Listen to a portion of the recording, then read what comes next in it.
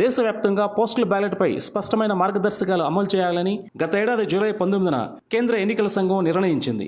Declaration ఫామ్పై assistant అధికారి stamp లేకపోయినా సంతకం ఉంటే ఆమోదించాలని టీడీపీ రాష్ట్ర ఎన్నికల కమిషన్కి విజ్ఞప్తి చేయడం గమనార్హం.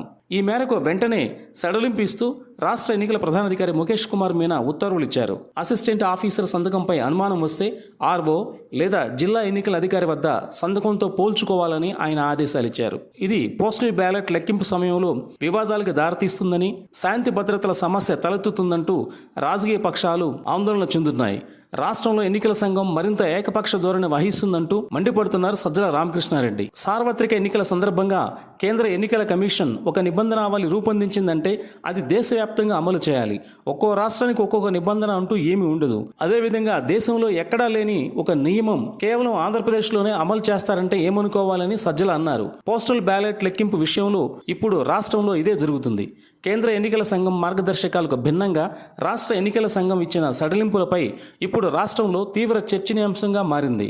ఎందుకంటే ఈ సడలింపు టీడీపీ కోసం ఎన్నికల సంఘం ఉద్దేశపూర్వకంగా ఇచ్చిందని స్పష్టంగా తెలిసిపోతుందని సజ్జల అన్నారు. గత ఎన్నికల్లో లేని సడలింపుల్ని, పైగా ఇంకెక్కడా లేని ఇటువంటి మినహాయింపులను ఇక్కడే అమలు చేయటం అంటే అది కూడా టీడీపీ చెప్పింది చెప్పినట్టుగా రాష్ట్ర ఎన్నికల సంఘం చేస్తూ పోతుంటే రాష్ట్ర ఎన్నికల సంఘాన్ని టీడీపీ సంఘం అనక ఇంకేమనాలి అని సజ్జల అన్నారు. నిజానికి పోస్టల్ బ్యాలెట్ డిక్లరేషన్ ఫామ్పై అసిస్టెంట్ ఆఫీసర్ సంతకం చేసి స్టాంపు లేకపోయినా తన పేరు, డిజిగ్నేషన్ వివరాలను చేత్తో రాస్తే ఆమోదించాలని గత ఏడాది జూలై 19న కేంద్ర ఎన్నికల సంఘం మార్గదర్శకాలు జారీ చేసింది. దేశవ్యాప్తంగా అన్ని రాష్ట్రాల్లోనూ అవే మార్గదర్శకాలు అమలవుతున్నాయి. కానీ రాష్ట్రంలో టీడీపీ నేతల విజ్ఞప్తి మేరకు ఈ మార్గదర్శకాలను సడలిస్తూ రాష్ట్ర ఎన్నికల ప్రధానాధికారి ముఖేష్ కుమార్ మీనా ఈ నెల 25న ఉత్తర్వులు జారీ చేశారు. అసిస్టెంట్ ఆఫీసర్ సంతకం ఉంటే చాలు, డిజిగ్నేషన్ పూర్తి వివరాలు చేత్తో రాయకపోయినా సరే ఆ సంతకం ఏమైనా అనుమానం వస్తే రిటర్నింగ్ ఆఫీసర్తో లేదా జిల్లా ఎన్నికల అధికారి వద్ద ఉన్న సంబంధిత అసిస్టెంట్ అధికారి సంతకంతో పోల్చుకొని పోస్టల్ బ్యాలెట్ను పరిగణలోకి తీసుకునేలా సడలింపు ఇవ్వడంపై రాజకీయ పక్షాలు నివ్వెరపోతున్నాయి.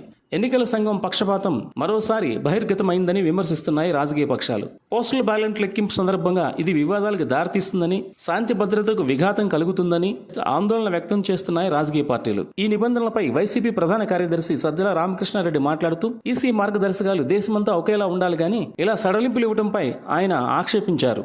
ఈసీ అంపైర్లా లేరని, చంద్రబాబు వైరస్ సోకిందని, ఒక వారంలోనే టీడీపీ పీడ విరగడవుతుందని, అధికారులు ఎవరు ఎన్ని చేసినా ప్రజల ఓట్ల ద్వారా సంక్షేమానికే పట్టం కట్టారని, అధికారంలోకి వచ్చేది వైసీపీ పార్టీ అని తెలిపారు.